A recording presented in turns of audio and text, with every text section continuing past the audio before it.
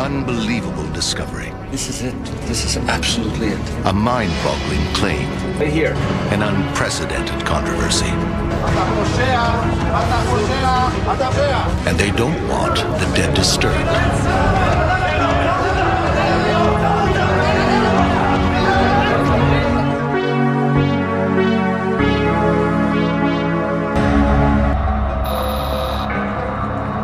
Tradition holds that the Church of the Holy Sepulchre is built on this site.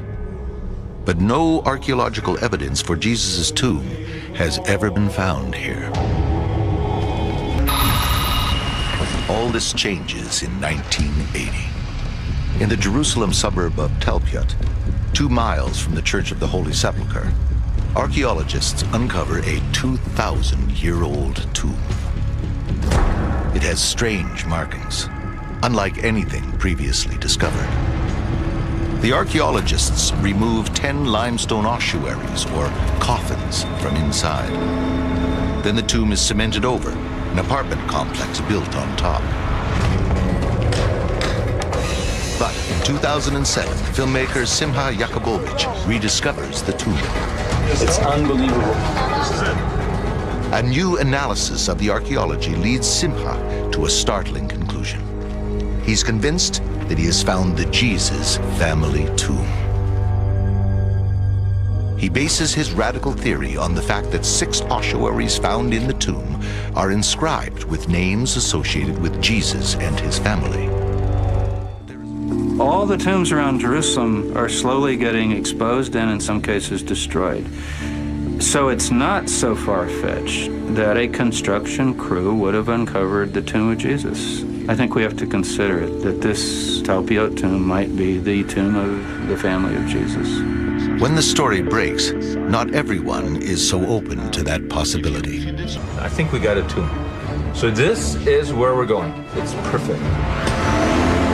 This tomb was discovered in 1981 when drilling at a construction site accidentally exposed it. Archaeologists entered through a hole in the tomb's ceiling. They took some notes and made a rough map of the burial cave. Orthodox religious groups, believing that any modern intrusion disturbs the dead, forced the archaeologists out of the tomb. But not before they took these recently found black and white photos. The tomb was once again sealed. For religious purposes, a pipe was installed into its roof. In 2009, cement was poured down the pipe, barring access to the tomb. But it still serves as a marker that the tomb is somewhere beneath this area of the apartment complex. The first challenge is how to get into the tomb under this building. Then we can crawl in this way. I see. But before their search gets underway, chaos. The Haredim are an ultra-Orthodox Jewish group, and they don't want the dead disturbed.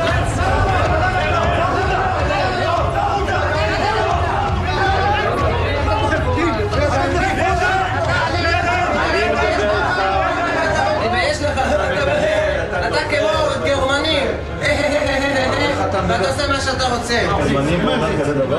לא יודע, כן, תגיד מה שאתה רוצה, לא יודע. תדבר, ככה אתה מתנהג, זה יהודי, ויש לך. They managed to shut down the excavation, as they did with the original exploration back in 1981. Simha and fellow producer Felix Kolyubev go to the center of Haredi life to meet the rabbi in charge of the activists who disrupted the investigation. They need to arrive at some sort of compromise. After hours of negotiations behind closed doors, the Haredim agree to a limited exploration of the tomb. They are now convinced that at least part of the tomb lies underneath this corridor. But are they right? They know exactly how to find out.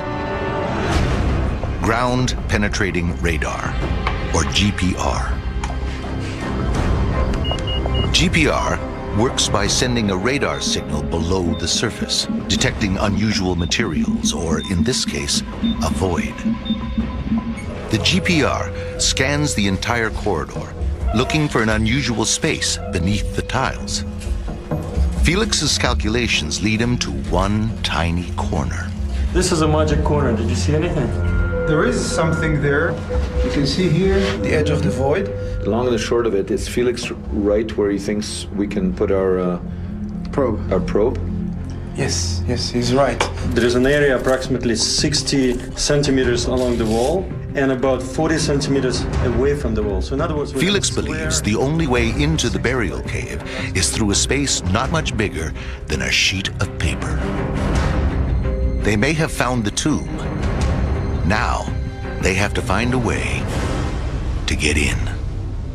Remote camera expert Bill Tarrant shows Walter the camera he intends to use to record the images from the cramped 3.5-foot-high burial chamber. How heavy is this? It's about 4 pounds. Oh, so we're going to have to carry this at the end of a 3 or 4 meter arm. Yeah, so it's going to The be camera is in a tough metal housing, and it's heavy. Oh, I see it. That's... But if they get into the tomb, and it's related to Jesus' earliest followers, what might they find?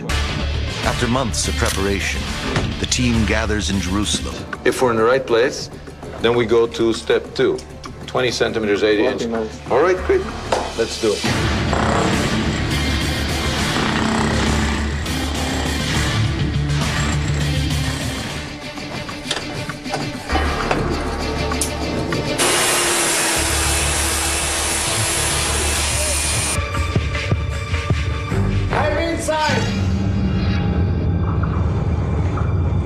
After years of research and effort, this is the moment they've been waiting for.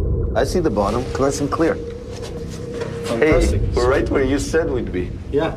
You were 100% right. They have their entry point into the tomb. But the only way of exploring it is with the robotic arm, which has only been tested in the lab. Is somebody holding it on the other side? It's all hands on deck to help maneuver it into the 8-inch pipe. Keep holding and lowering it down. I feel like a pilot, you know? All right, we have image. Camera expert Bill Tarrant finds his bearing and focuses the lens.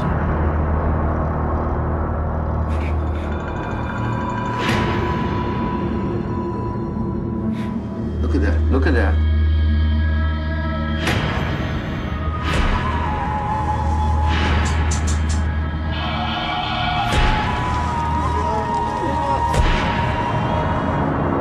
They see niches carved into the limestone walls. Inside these are ossuaries filled with human bones. That's the one. We're almost there, almost there. Placed here 2,000 years ago.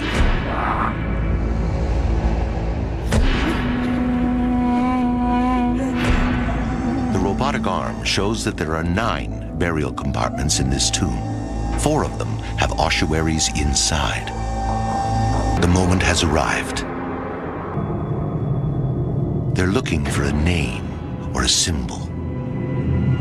Okay, look at that. It's really ornate, befitting a wealthy person.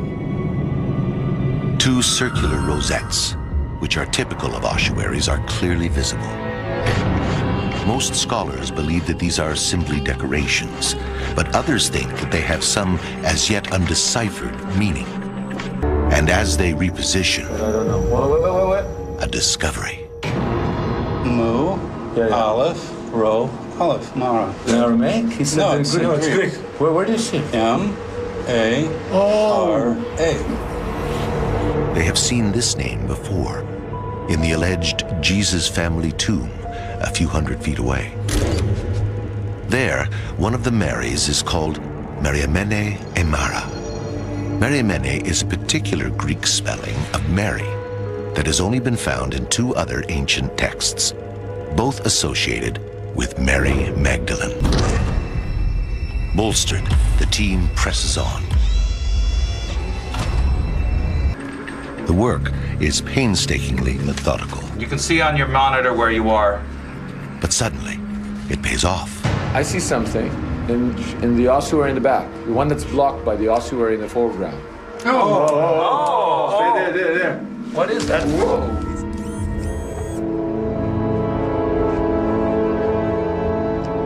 Wow. Are we looking at, I mean, is this the bottom part? This is the top. Then there's this little ball on the bottom. Oh, wow. Yeah, that's a ball, yeah. I'm just going to orient myself. Yeah, and you can see on your monitor where you are. There. Wow, look at that. That is amazing. It's a nefesh. This is the bottom.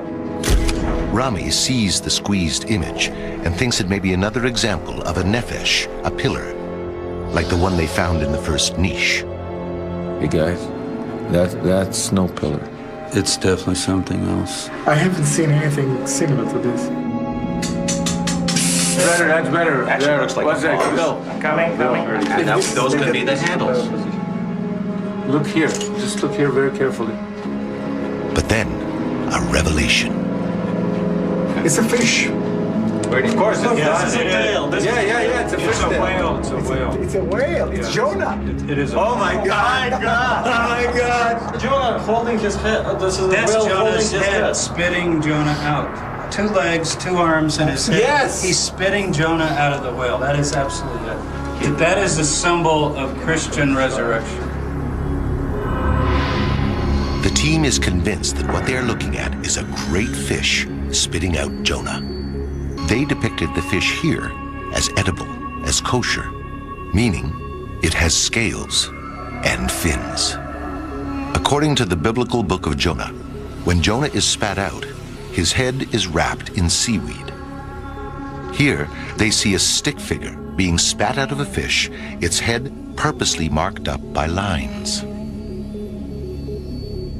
All along the edges of this ossuary are little fish swimming in the sea. The image is unique. The discovery is revolutionary. Without a doubt, the sign of Jonah was the symbol of Jesus' earliest followers, the symbol of Jesus' resurrection. Because of the clarity of this first-century image, its precise meaning can be decoded. So this is the earliest representation of the resurrection. This is huge. It's absolutely huge.